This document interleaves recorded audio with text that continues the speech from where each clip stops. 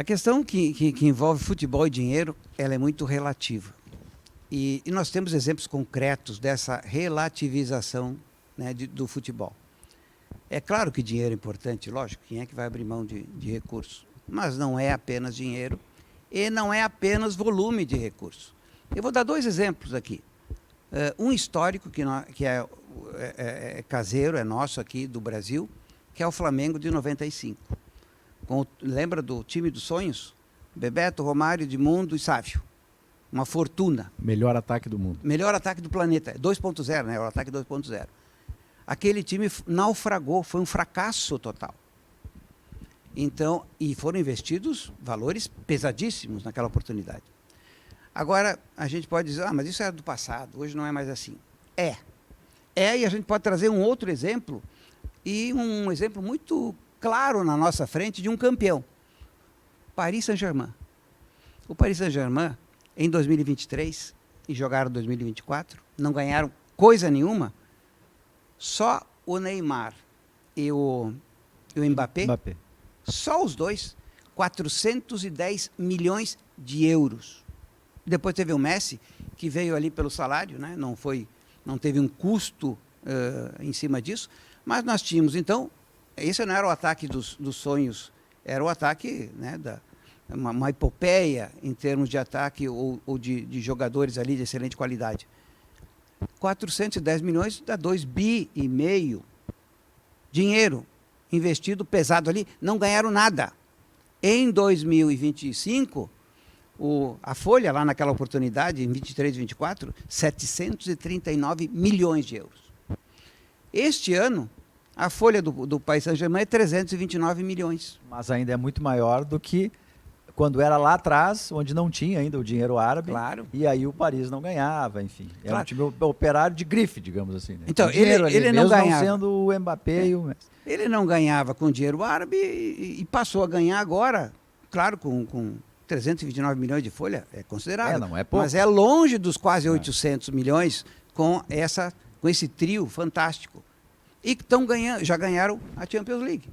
Então significa o quê? Que necessariamente dinheiro é importante, sim, mas se nós não tivermos uma estruturação ou uma reestruturação no departamento de futebol, que eu poderia chamar exageradamente de departamento de contratações, porque qual é o lugar mais importante do clube?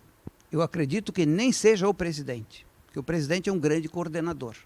O presidente é um timoneiro que vai apontar o norte. Mas o departamento, a área mais importante do clube é onde se bota jogador em campo.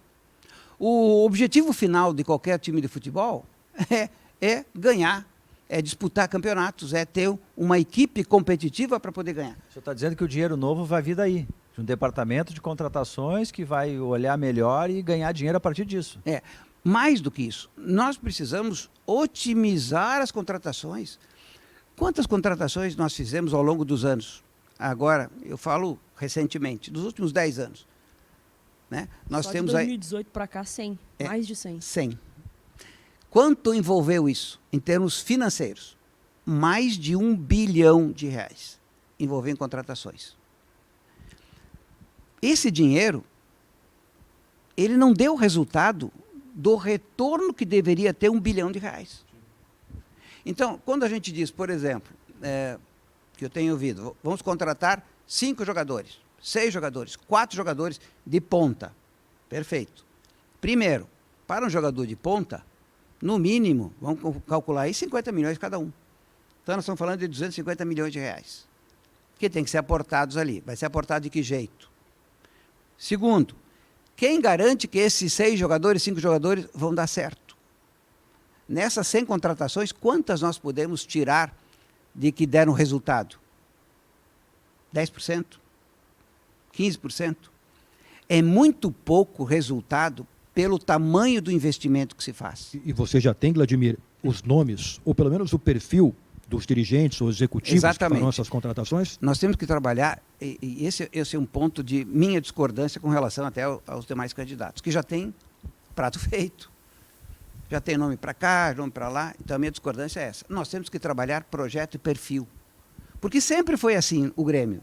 Sempre se estabeleceu uma relação de pessoas em primeiro lugar, e aí, através das pessoas, vai desenvolver um projeto. Tem que ser o contrário. Primeiro nós temos que resolver o projeto, para depois colocar pessoas que têm um perfil que possam executar aquilo ali. Porque senão, se a gente ficar de acertos, de ajustes de natureza política com base... Nós temos 33 movimentos hoje, aí vamos ajeitar a situação conforme a participação ou, né, o tamanho de cada movimento, nós vamos assumir compromissos obrigatórios de inclusão de determinada pessoa que muitas vezes não tem o perfil para determinada área. Né? E não é demérito a ninguém, não é crítica a ninguém, mas tem jogadores ou ex-jogadores, por exemplo, que não podem necessariamente assumir uma determinada área pela qual não tem atividade, formação, experiência nenhuma naquela área. O senhor está falando do Michael e do Derlei especificamente? Ou não? Sem fazer, claro, indicação específica de nomes, mas embora seja ídolo, né, embora seja pessoas assim que a gente tenha no mais alto grau lá, estátua, né, se aqueles jogadores ou aqueles profissionais não tiverem a expertise, a experiência, o trato, a competência para, inclusive, eles podem assumir isso ao longo do tempo, conquistar essa experiência, essa competência, porque estiveram dentro de campo. E aí eu acho que outra coisa que a gente tem que usar são os ex-atletas do Grêmio, que tem inclusive uma associação de ex-atletas do Grêmio, trazer esses atletas que são vencedores, que mostraram para todos nós como é que se ganha título, como é que se ganha jogos. Esses atletas são nossos heróis do passado. Nós temos que trazer eles para dentro da estrutura administrativa do Grêmio, lá na base, lá na escolinha e também no profissional.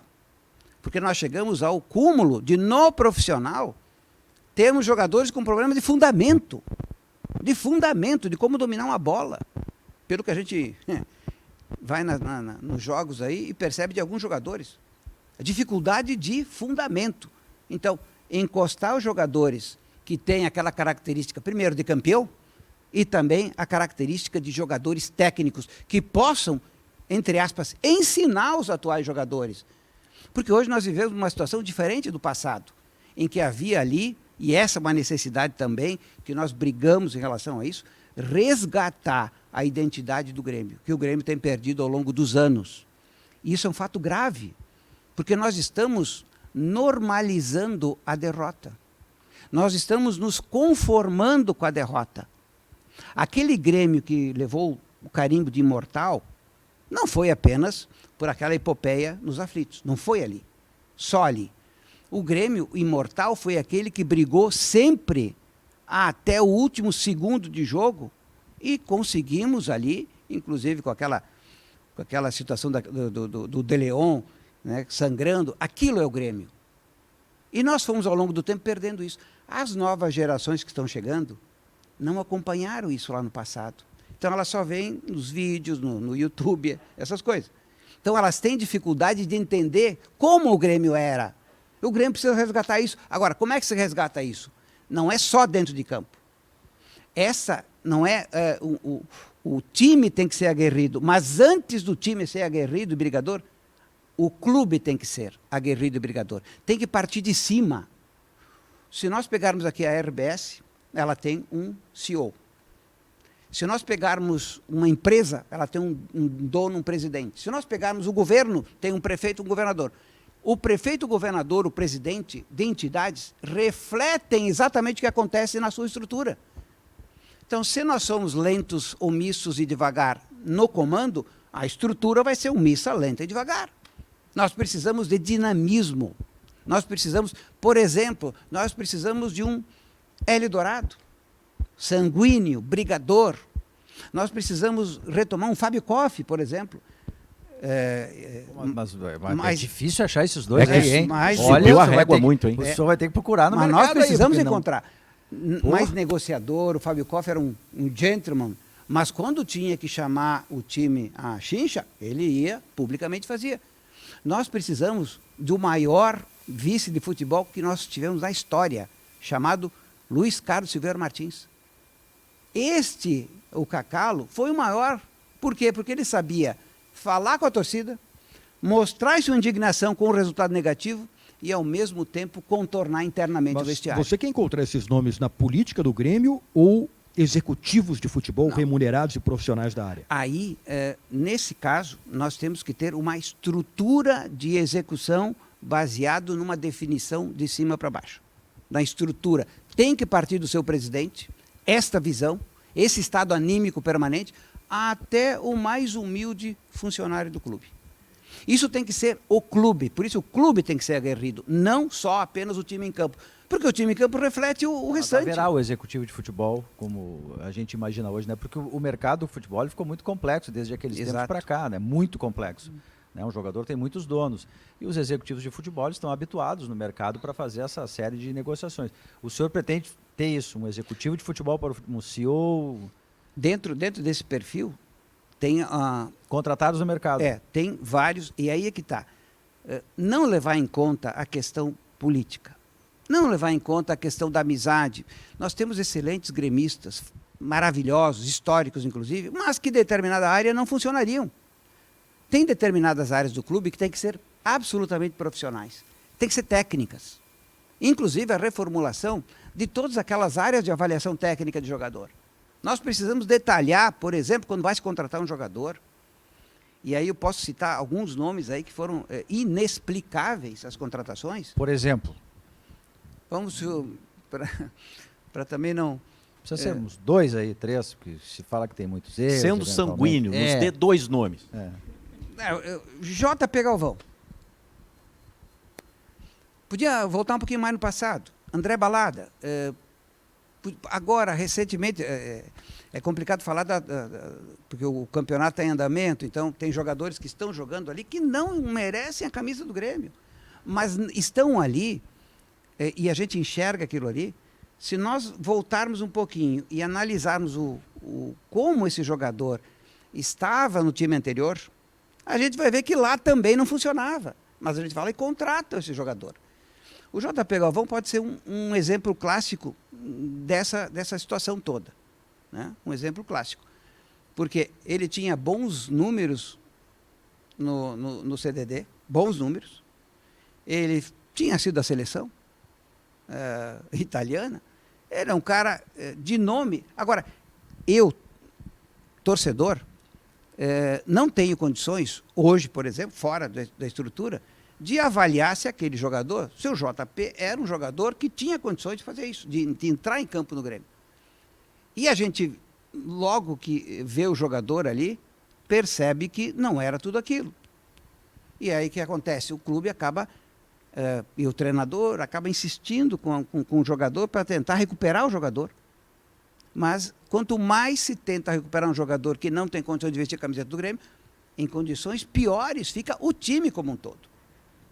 Então, o que a gente tem que fazer? As contratações é muito mais importante que o pênalti, né, que o presidente do clube tem que bater. É muito mais importante. O presidente do clube tem que ficar acompanhando de cima, porque não tem área mais importante do clube. Não só contratações, mas a própria base do Grêmio. A própria base que nós temos que fazer subir jogadores que têm condições hoje de já poder estar jogando. E nós estamos jogando, às vezes, por situações que não se explica. E jogadores que têm um futuro brilhante, às vezes nem passa pelo profissional. A base é um dos nossos temas, e depois que a gente virar da Rádio Gaúcha só para o YouTube, é a pergunta do Rafael Fávero. Mas eu pergunto, nesses minutinhos que a gente tem ainda, Kelly, Mano Menezes é do teu perfil? Luiz Felipe Scolari é do teu perfil? E mais, o executivo do Grêmio. O Grêmio tem um executivo, o Vivian. Ele é do teu perfil? Eu vou falar dos dois que eu acho... dois profissionais fantásticos, né? O Filipão, não só pela história, não só pela vinculação que ele tem com o Grêmio, mas pela competência. O Filipão hoje, seguramente, no país, é um dos caras que mais entende de futebol. Mas não só entende de futebol. Ele entende também de entidades, ele entende das relações, ele entende de quem são as pessoas que comandam o futebol, ele tem essas relações. Tanto é verdadeiro que ele foi para a CBF, voltaram de lá, no jogo seguinte nós já tivemos um pequeno benefício ali, duvidoso, a favor da arbitragem. O Filipão o senhor manteria no cargo? Não tenha dúvida. Tem dúvida. Até para ir lá na CBF. Filipão é o maior concurso, vai para tudo quanto é lugar. Né? E o Mano? O Mano é um técnico que me agrada pessoalmente, porque é um técnico não só que conhece a aldeia, nós precisamos disso. E eu acho que o grande problema que nós tivemos esse ano foi justamente um elenco composto por muitos jogadores de fora, que não tem aquela vinculação com o Grêmio, não conhece a história do Grêmio, e um treinador que veio de fora também com esse desconhecimento. E aí nós tivemos um time muito burocrático a partir de janeiro. Muito burocrático, né? Se dá, se não dá, né? Fica assim mesmo e a gente vai para o próximo jogo. Não. Aí é que está a recuperação do Grêmio imortal. Nós temos que nos indignar com o resultado negativo, coisa que não acontece mais. E nós temos que fazer com que a torcida sinta isso também. Porque na medida em que a geração nova vai se conformando em nós termos a possibilidade de ganhar gauchão, nós estamos mal. Nós não podemos nos conformar em ganhar gauchão, nós temos que ir para cima e ganhar campeonatos. E aí tem outra questão importante. Se nós conseguirmos valorizar as contratações de um jeito que nós tenhamos um time homogêneo, não um time que é um eletrocardiograma, ele tem que ser homogêneo na sua composição técnica, que é o time de 83, de 81, de 95, o time até de 2016 era homogêneo, com alguns jogadores acima da média, não jogadores que custam uma fortuna, acima da média. E o Grêmio foi campeão por conta disso. Este Grêmio nós precisamos resgatar, fazer ele voltar a ser o que era. Só sim ou não, o executivo de futebol atual? É necessário uma avaliação profunda.